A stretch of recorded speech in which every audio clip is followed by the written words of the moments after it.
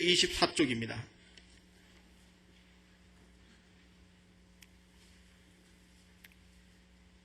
찾으신 줄 알고 함께 합독하도록 하겠습니다. 에스라가 하나님의 전 앞에 엎드려 울며 기도하여 죄를 자복할 때에 많은 백성이 심히 통곡하며 이스라엘 중에서 백성의 남자와 어린아이의 큰 무리가 그 앞에 모인지라. 엘람 자손 중 여히엘의 아들 스가냐가 에스라에게 이르되 우리가 우리 하나님께 범죄하여 이 땅 이방 여자를 취하여 아내를 삼았으나 이스라엘에게 오히려 소망이 있나니 곧 내 주의 교훈을 쫓으며 우리 하나님의 명령을 떨며 준행하는 자의 의논을 쫓아 이 모든 아내와 그 소생을 다 내어보내기로 우리 하나님과 언약을 세우고 율법대로 행할 것이라. 이는 당신의 주장할 일이니 일어나소서. 우리가 도우리니 힘써 행하소서. 아멘.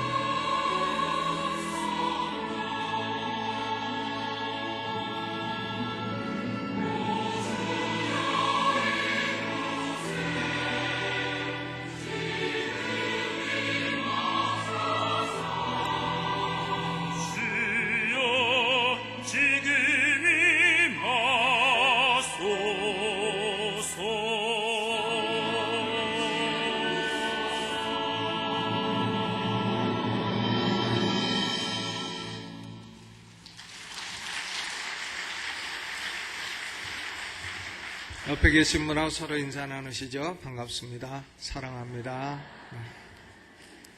오늘 우리 예배에 우리 기독교 한국 침례회의 해외 선교회를 이끌어 가시는 이재경 목사님 회장이신데 참석하셨습니다. 잠깐 일어나시면 어디 계신지 우리 환영하겠습니다. 저기 계시네요. 박수해 주시기 바랍니다.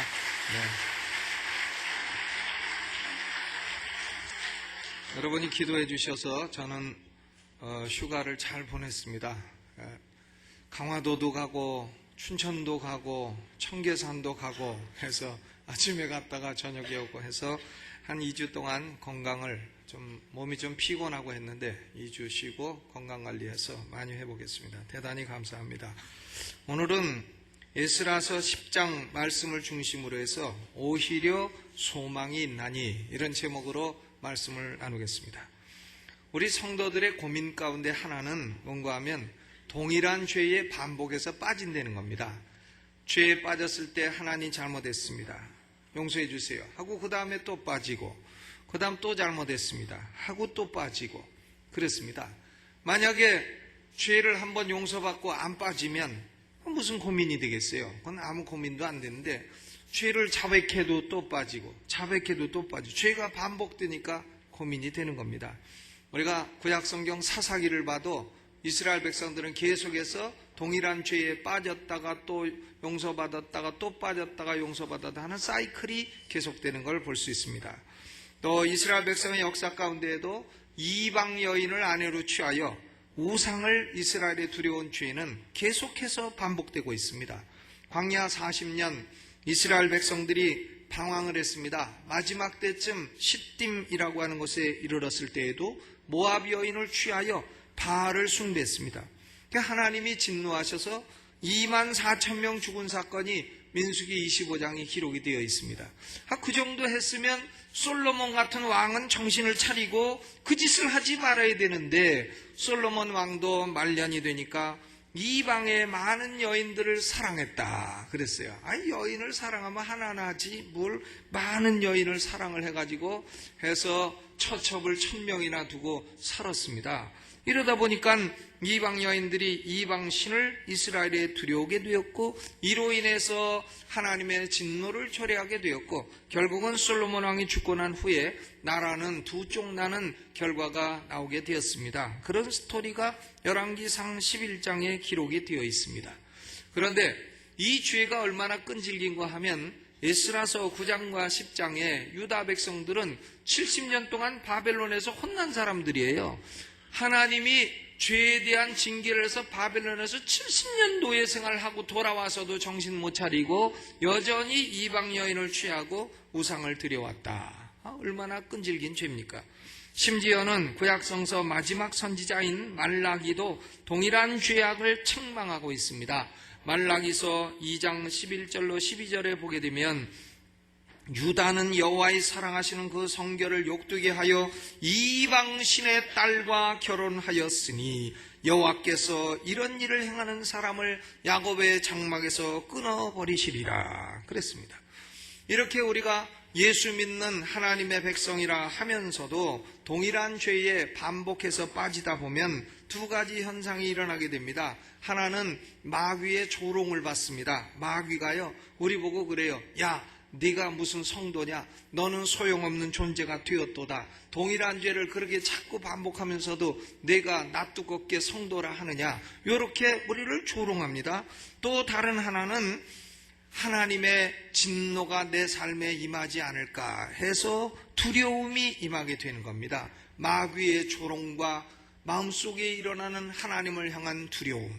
이쪽에서도 조롱받고 저쪽에서도 환영 못 받고 이렇게 되는 참 어려운 상황에 처하게 된다 하는 것이죠.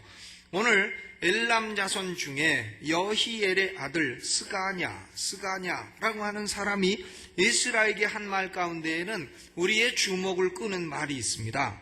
우리가 우리 하나님께 범죄하여 이 땅 이방 여자를 취하여 아내를 삼았으나 이스라엘에게 오히려 소망이 있나니 그랬어요. 스가냐는 이렇게 죄악이 반복되는 상황 중에도 오히려 소망이 있다는 말을 하는 겁니다. 최고의 낙관주의자라 해도 절망할 수밖에 없는 상황 가운데서도 오히려 소망이 있다. 이런 말을 하는 거예요. 그런데 이 소망은 아무런 근거도 없는 무근거한 낙관론이 아닙니다. 사람들은 그저 내가 좀 문제가 있다 하면 그냥 괜찮을 거야 말을 하는데 그런 말은 아무 근거가 없는 말이에요. 무근거한 낙관론이죠. 그런데 지금 스가냐가 하는 말은 확고한 근거를 가진 견고한 소망인 것입니다. 어떻게 절망적인 상황에서 소망을 가질 수가 있느냐? 그리고 이 소망의 근거는 무엇이냐? 이것이 에스라 10장의 주제인 것입니다. 첫째는, 큰 주제는 뭔가 하면 죄를 용서받는 곳에는 소망이 살아난다 하는 진리인 것입니다. 소망을 파괴하는 게 뭔가 하면 죄입니다. 그러니까 죄를 용서받으면 소망은 살아난다 이거예요. 하나님이 창세기에서 아담과 하와를 창조하시고 언약을 맺으셨어요. 선악과를 먹지 마라. 먹는 날에는 정령 죽으리라. 이것은 다른 말로 하면 선악과만 안 먹으면 죽지 아니하리라. 선악과만 안 먹으면 영생하게 되리라 하는 조건부 영생인 것입니다. 그런데 하와는 뱀의 유혹을 받아서 선악과를 자기가 먹고 그 남편에게도 주매 그도 먹은지라. 남편은 언제나 허당이에요. 허당. 아내가 주면 먹어. 이래가지고는 그만 하나님을 향한 불순종과 반역이 시작이 되었습니다. 그 결과로 인류에게 죄가 시작이 되었고 사망이 온 인류를 지배하게 되었습니다. 불순종과 죄의 결과로 인류는 소망이 사라지게 되었습니다. 하나님의 진노가 임하게 되었습니다. 여러분, 장례식마다 가보세요. 다 웃는 사람 있는가? 다 울고 애통합니다. 이것이 바로 죄의 결과요, 아담 하와가 선악과를 따먹고 하나님을 반역한 결과라 하는 거예요. 이렇게 하나님을 반역하고 죄악에 거하게 되면 소망이 없게 되는 겁니다. 에베소서 2장 12절에 사도 바울은 이런 죄악의 상태에 있는 인간을 향해서 소망이 없다고 선포합니다. 그때 너희는 그리스도 밖에 있었고 이스라엘 나라 밖의 사람이라. 약속의 언약들에 대하여 외인이었고 세상에서 소망이 없고 하나님도 없는 자이더니 그랬습니다. 여러분, 죄가 들어오면 소망이 파괴되는 거예요. 죄가 소망하고 공존할 수가 없는 겁니다. 죄와 소망은 원수관계이다 이거예요. 그런데 스가랴의 오늘 말은 죄가 반복되는 상황에도 소망이 있다는 겁니다. 오히려 소망이 있도다. 그러면 그 근거가 뭐냐? 시편 130편 3절로 4절에 소망의 근거를 말하고 있습니다. 여호와여, 주께서 죄악을 감찰하실진데 주여 누가 서리이까? 그러나 사유하심이 주께 있으면 주를 경외케 하심이니이다. 그랬어요. 여러분, 국회 청문회 보면 참 너무나 날카로운 질문들이 나오고 사람도 하나를 놓고 막 질문을 하다 보면 죄악이 다 드러나고 사람 앞에서도 서기가 어렵습니다. 누구래도 다 마찬가지예요. 그런데 하물며 하나님이 우리 죄악을 하나하나 감찰하시고 세워놓고 청문회를 하시면 우리는 감히 설 수 있는 사람이 없을 겁니다. 하나님은 공의의 하나님이요, 우리의 죄를 다 알고 계십니다. 그러나요, 하나님께는 뭐가 있느냐? 사유하심이 있다. forgiveness. 하나님께는 용서하심이 있다. 그럼으로써 주를 경외하게 하신다 하는 겁니다. 하나님은 공의로운 하나님이라 죄에 대해서 벌을 줄 사람도 사유하시고 용서하셔서 하나님을 경외하게 하시는 하나님이시라 하는 것이에요. 그래서 시편 130편 7절로 8절에 이스라엘아, 여호와를 바랄지어다. 여호와를 향하여 소망을 가질지어다. 여호와께는 인자하심과 풍성한 구속이 있음이라. 저가 이스라엘을 그 모든 죄악에서 구속하시리로다 그랬습니다. 하나님은 죄에 대해서 처벌하시는 공의의 하나님이시지만 죄를 사유하시는 은혜의 하나님이시라는 이중의 속성이 있기 때문에 우리는 은혜의 하나님을 의지하여 죄악이 반복되는 상황에도 소망을 가질 수 있게 되는 줄로 믿으시기를 바랍니다. 하나님은 우리가 마땅히 받아야 될 죄값을 예수 그리스도 당신의 독생자에게 다 쏟아 부으시고 십자가에서 물과 피를 다 흘려 대신 벌을 받으시고 우리에게 소망을 주신 하나님이신 줄로 믿습니다. 그러므로 인간은 오직 예수 그리스도 안에서만 죄 사함을 받을 수 있고 참된 소망을 가질 수가 있는 것입니다. 디모데전서 1장 1절에는 우리 구주 하나님과 우리 소망이신 그리스도 예수라 그랬어요. 소망은 그리스도 예수님에게 있는 겁니다. 예수님을 떠나서는 인간에게는 아무런 소망이 없는 것이에요. 데살로니가 후서 2장 16절에는 우리를 사랑하시고 영원한 위로와 좋은 소망을 은혜로 주신 하나님 우리 아버지라 그랬어요. 하나님 우리 아버지는 우리를 사랑하시고 우리에게 좋은 소망을 주시는데 그것도 뭐 자격 있어 주신 게 아니라 은혜로 주셨다 그랬습니다. 자격 없는 사람에게 좋은 소망을 주셨다. 여러분, 죄 가운데 그냥 거하고 하나님을 계속해서 반역하는 가운데 있으면 우리 인생은 소망이 없는 거예요. 그러나 그리스도 예수를 구주로 믿고 하나님께로 돌아오게 되면 죄 사함을 받게 되고 하나님의 진노는 사라지게 되고 마귀의 조롱도 떠나가게 되고 우리에게는 살아있는 소망, 산 소망이 생겨나는 줄로 믿으시기를 주님의 이름으로 축원합니다. 제가 이 설교를 준비하면서 때로는 한 단어를 가지고 오래 연구할 때도 있어요. 여기 지금 스가냐가 말한 소망이라는 것은 무슨 뜻인가? 그 히브리어를 찾아보죠. 제 전공이 역사신학이라 히브리어를 줄줄 읽지는 못해요. 그렇지만 단어를 보면 연구할 수 있어요. 단어를 보니까 미크베라고 하는 히브리어 단어인데 그 단어의 의미를 보니까 희한하게 침례탕 혹은 침례의식 이런 게 먼저 나오고 맨 끄트머리에 소망이라는 게 나온단 말이에요. 이상하다. 이 미크베가 왜 침례의식인데 침례의식이 소망과 연결이 되어 있을까? 생각해 보니까 그렇구나. 사람은 역시 자신의 죄를 가지고는 소망이 있을 수 없고 죄를 회개하고 회심하여 죄사함을 의미하는 침례의식을 거침으로써 죄사함을 받고 소망이 생긴다고 하는 의미가 이 단어 하나에도 들어있구나 하는 것을 깨닫게 되었습니다. 여러분, 인생을 살다가 현세에도 소망이 없고 내세에도 소망이 없고 나는 아무런 소망이 없도다 이런 분이 계시면 예수 믿고 죄 사유하심을 받고 침례를 받으시기를 주님의 이름으로 축원합니다. 그러면 현세와 내세에 소망이 생겨나는 거예요. 다른 방법이 없습니다. 그런데 우리가 이 소망을 구체적으로 체험을 하려면 어떻게 해야 되느냐? 오늘 에스라서 10장은 세 가지를 말씀하고 있습니다. 첫째로는 지은 죄를 애통하면서 울면 소망이 생겨나요. 여러분, 자신이 죄악이 있고 그 죄악을 스스로 이길 수 없을 때는 울면 됩니다. 어떻게 하면 된다고요? 우시라 이거예요. 1절에 보니까 에스라가 하나님 전 앞에 엎드려 울며 기도하여 죄를 자복할 때에 많은 백성이 심히 통곡했다. 백성의 남녀와 어린아이의 큰 무리가 모였다 그랬어요. 에스라가 우니까 백성이 다 울고 애들도 다 울고 그랬다 이거예요.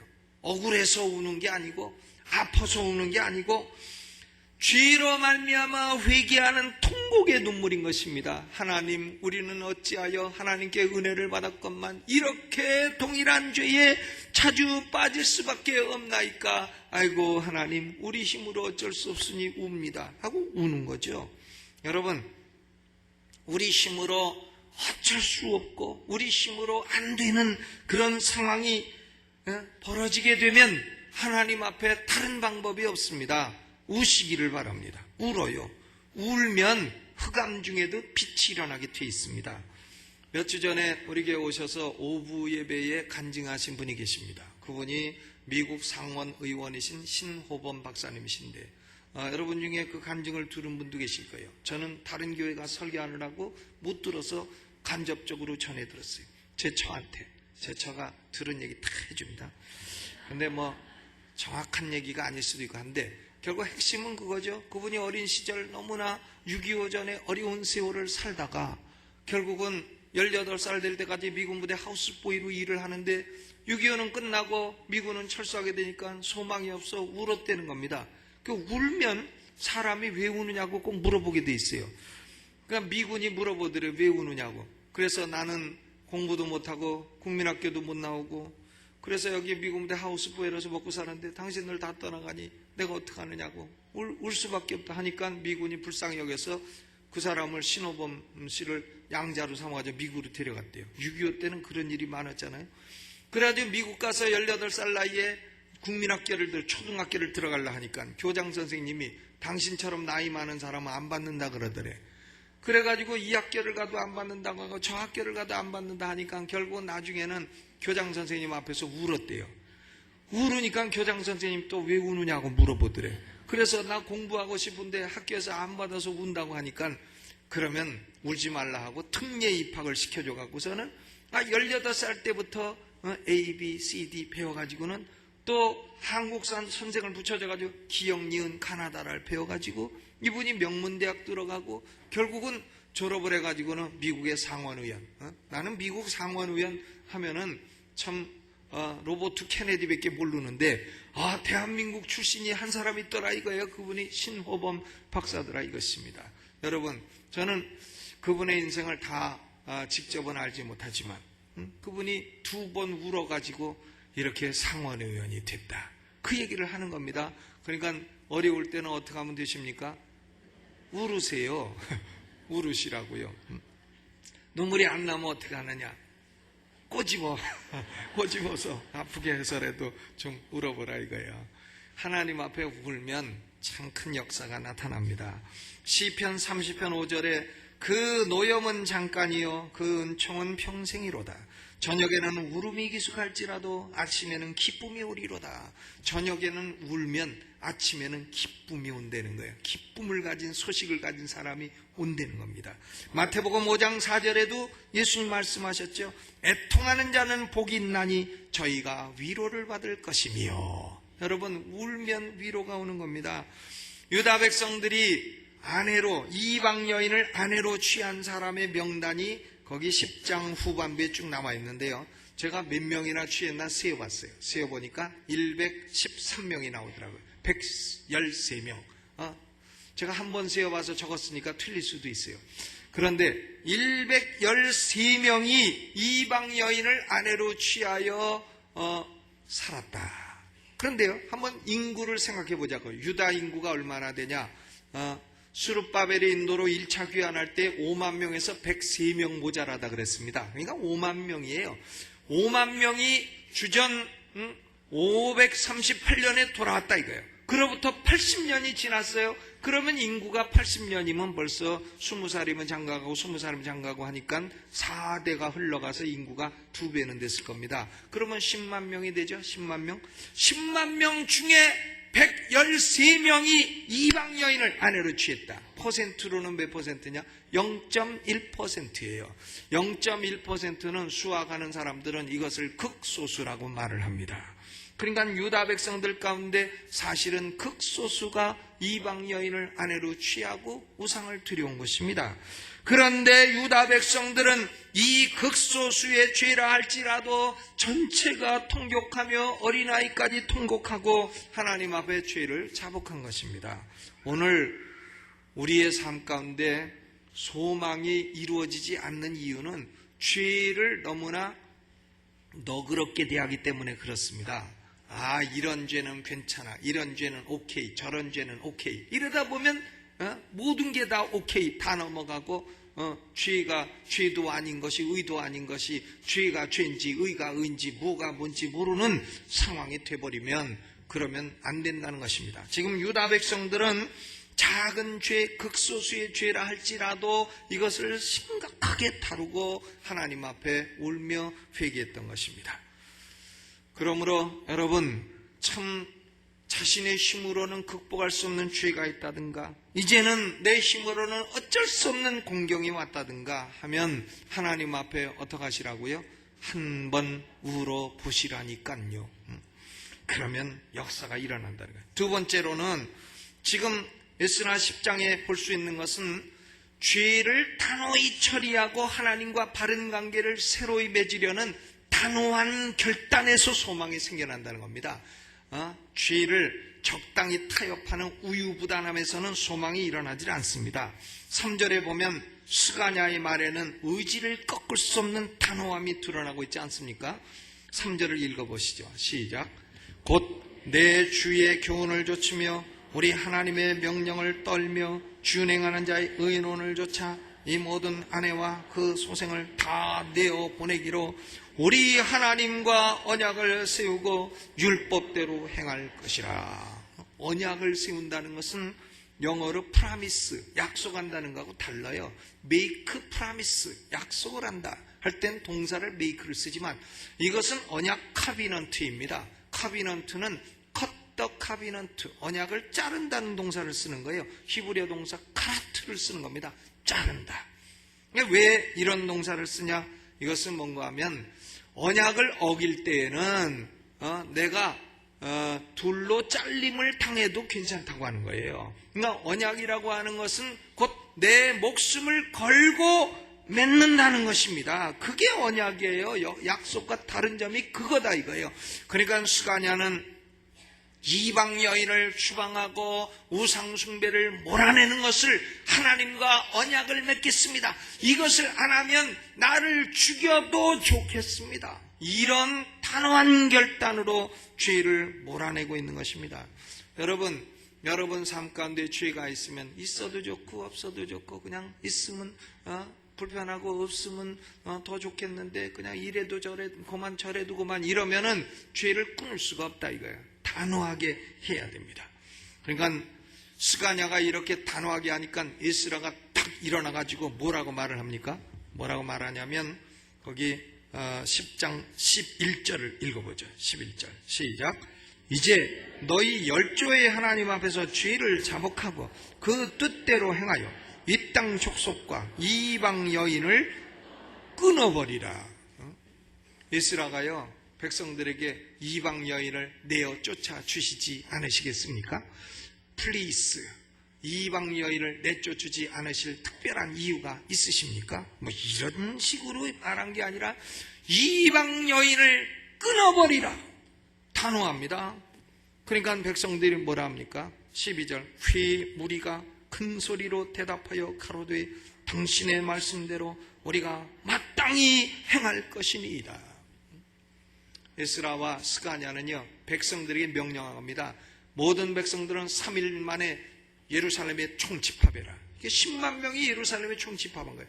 예루살렘으로 안 오는 사람은 가산을 다 빼앗고 유다 백성에서 쫓아내리라 하니까 10만 명이 3일 만에 쫙 집합했어요. 왜? 형벌이 무서우니까.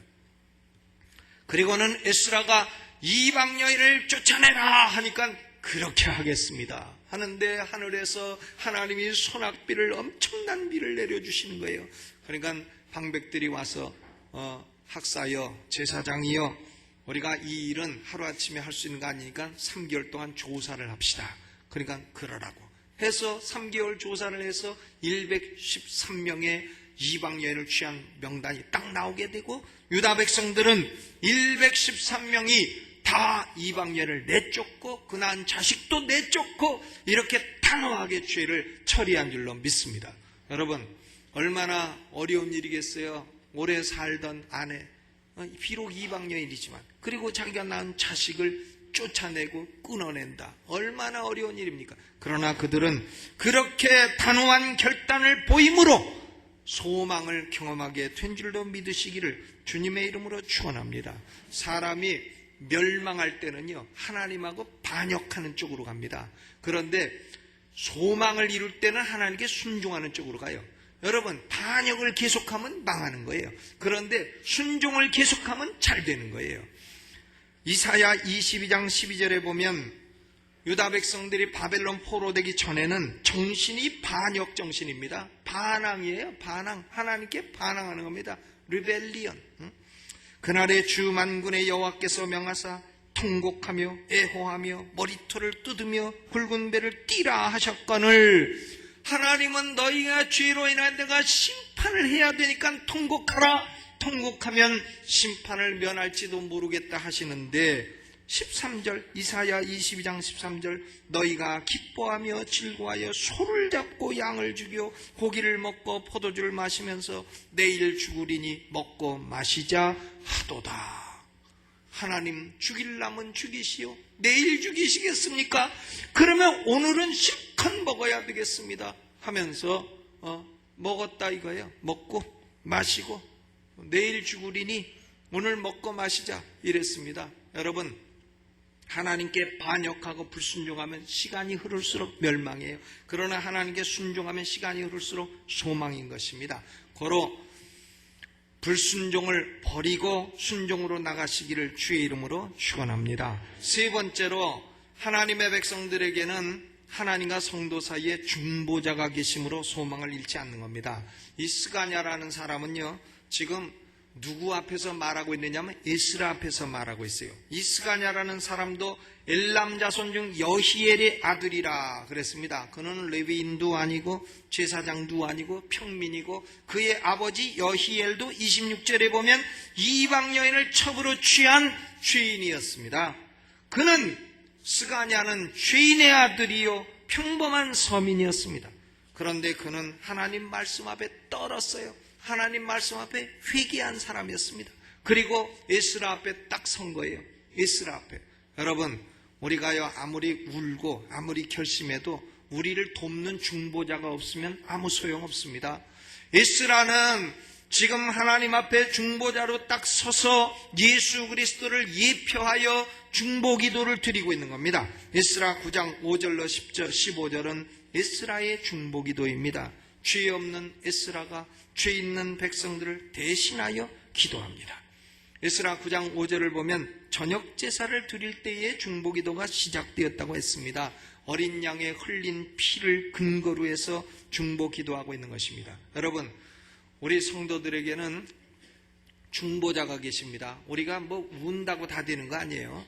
또 뭐 죄를 안 짓겠다고 결심한다고 다 되는 게 아니에요. 우리를 돕는 중보자 예수 그리스도가 하나님 보좌 옆에서 우리를 위하여 중보기도 하고 계시기 때문에 우리는 죄를 벗어나 승리하고 소망을 이룰 수 있는 줄로 믿으시기를 주의 이름으로 축원합니다. 히브리서 7장 24절로 25절에 예수는 영원히 계심으로 그 제사 직분도 갈리지 아니하나니 그러므로 자기를 힘입어 하나님께 나아가는 자들을 온전히 구원하실 수 있으니 이는 그가 항상 살아서 저희를 위하여 간구하심이니라 그랬어요. 제가 아는 목사님 중에 한 분은요, 신학교 다닐 때 좀 공부를 열심히 안 했어요. 교수들이 야, 네가 목회를 잘하면 기적 중에 기적이다 이랬던 사람인데, 신학교를 졸업하고 나니까 뭐 할 게 있어야지, 배운 게 그거밖에 없으니. 그래서 목회를 시작한 거예요. 대전에다가 교회를 개척하고 이제 시작을 했는데, 한 달 지나도 아무도 안 오고, 2달 지나도 아무도 안 오고, 3달 지나도 아무도 안 오고, 자기 마누라도 안 오고, 애도 안 오고, 자기 혼자서 새벽 기도 드리고 자기 혼자서 예배 드리고, 이렇게 되니까 어느 날은 새벽 기도 하다가 그만 강대상에 엎드려 울었대는 겁니다. 막 우니까 뒤에서 인기척 소리가 나더래. 보니까 옆 동네 권사님이 자기 교회 멀어서 그날 못 가고 자기 교회 와서 기도를 하고 있더래. 우니까는 권사님이 끝나고 물어보더래. 왜 우느냐고. 울면은요 꼭 왜 우느냐 물어본 사람 나와요. 그래서 내가 이거 신학교 나와서 목회를 하는데 이렇게 아무도 안 오고 이렇게 부흥이 안 되니 내가 그래서 운다고 하니까 그 권사님이 듣더니 내가 도와주겠다 그러더래. 그래가지고 그 권사님이 도와가지고 교회가 막 부흥이 한두 명 모이기 시작을 했는데, 그런데 어떤 일이 벌어졌냐면 그 교회 개척하던 곳이 노태우 대통령이 오더니 그의 공군부대 공군 K5 제가 근무하던 그 동네인데 그걸 싹 밀더니 거기다가 아파트를 어마어마하게 지어놨어요. 둔산동이라 그래, 대전에. 그래가지고 그 교회가 그 한가운데 딱 들어가게 있게 됐네. 그게 물반 고기반. 그래가지고 막 성도들이 어디 갈 데가 없어, 거기밖에. 막 엄청나게 부흥되고 이렇게 됐습니다. 그러니까 그분은 어디 가서 부흥회를 해도 모세가 갈대 상자 속에 울매 바로의 공주가 그를 보았더라. 그게 본문이에요. 그래가지고 울면 역사가 일어난다.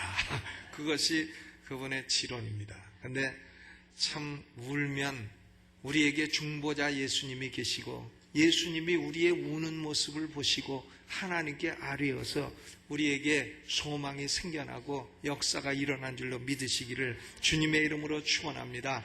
유다 백성들은 하나님 앞에 울며 죄를 단호하게 처리함으로 결국은 나라가 잘되고 자녀가 잘되는 이 소망의 실현을 보게 되었습니다.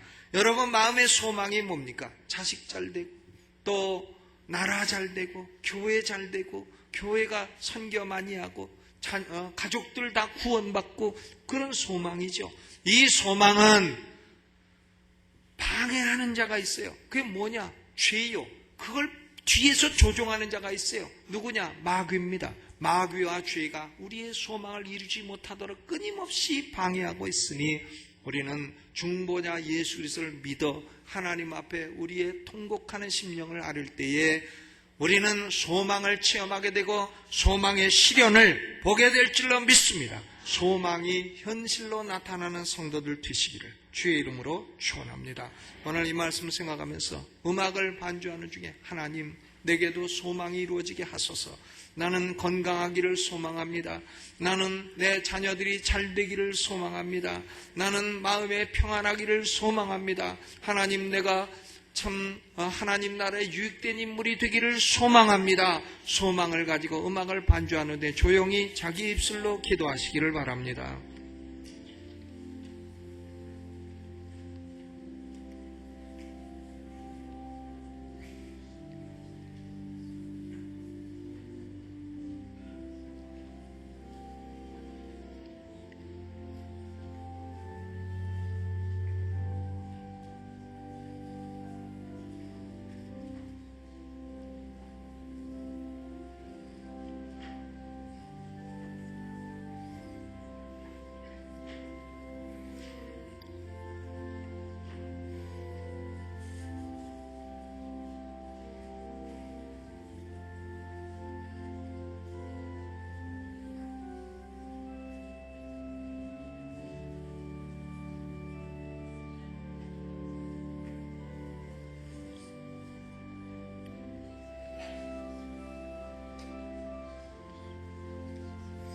하나님 아버지, 죄로 말미암아 고통하고 신음할 때에도 우리의 신음소리도 들으시는 우리 중보자 그리스도 예수님이 계신 것을 인하여 감사합니다.